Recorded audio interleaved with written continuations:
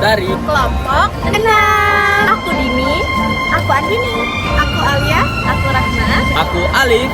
aku Devi, aku Cika. Setiap hari, kampus menjadi tempat kita belajar, berkumpul, dan beraktivitas. Tapi di suasana ramai ini, ada hal kecil yang selalu kita abaikan, yaitu tumpukan sampah yang selalu ada di sekitar kampus. Ayo guys, ke kelas. Yuk. Alep, Andini, bungkusnya jangan ditinggal dong. Santai aja, kan nanti juga ada petugas kebersihan. Iya, lagian kan ini juga cuma bungkus kecil aja kok. Iya, nggak boleh gitu. Ayo buang sampah pada tempatnya. Nah, dari hal kecil seperti itu bisa menyebabkan masalah besar loh. Ini tuh contoh bagus buat kita bahas di resiko analisis kesehatan. Setuju tuh. Yuk kita analisis biar tahu apa risikonya. Dari kejadian sederhana ini, mahasiswa melakukan analisis risiko kesehatan akibat pengelolaan sampah yang kurang baik di sekitar kampus. Iya tuh, tumpukan sampah. Nah, kita bisa mulai identifikasi bahaya nih. Kita bisa lihat banyak tumpukan sampah plastik dan sisa makanan yang belum dibersihkan. Setiap siang pasti kayak gini. Habis jam makan siang, pasti banyak yang buang sampah sembarangan. Tempat sampahnya udah penuh sih, jadi orang itu males buat buang ke tempat yang lebih jauh. Nah, selain itu juga, sampah sisa makanan bisa menjadi sumber kuman dan menarik lalat.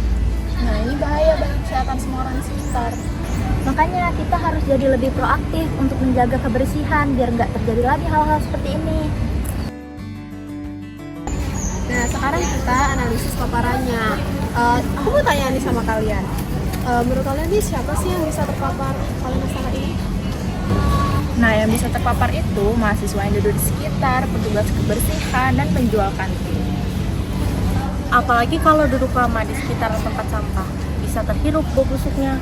Bener, itu juga beresiko buat lalat masuk hingga ke makanan. Itu juga beresiko sih buat warga-warga di kantin. Tepat banget. Pajanan di sini berasal dari gas pembusukan dan juga mikroorganisme yang terbawa oleh udara maupun serangga. Aduh, makin sore makin bau nih. Kita pindah tempat aja yuk, biar lebih fokus.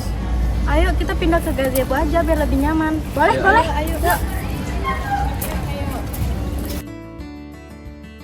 Nah, dari hasil pengamatan tadi, makin lama sampah dibiarkan, makin parah baunya dan makin banyak lalat.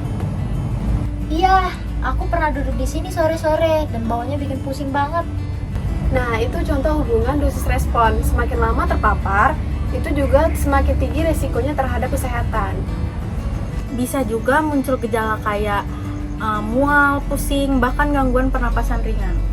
Benar banget, ini merupakan respon tubuh kita terhadap pajanan gas dan juga kuman dari sampah. Kita harus lebih sadar terhadap dampak yang dihasilkan dan juga melakukan tindakan untuk mengurangi paparan tersebut.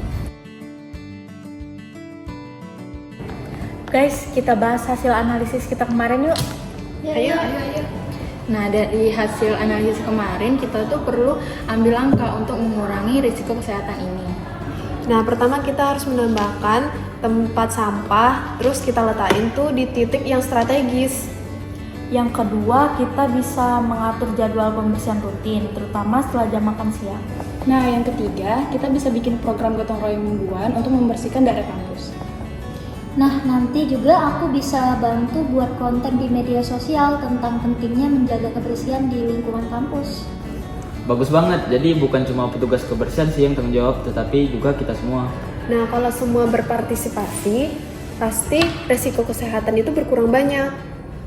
Melakukan analisis risiko kesehatan lingkungan membantu kita untuk mengenali bahaya, menilai dampak, dan mencari solusi. Kampus bersih. Mahasiswa sehat. Mulai dari hal kecil demi lingkungan yang lebih baik.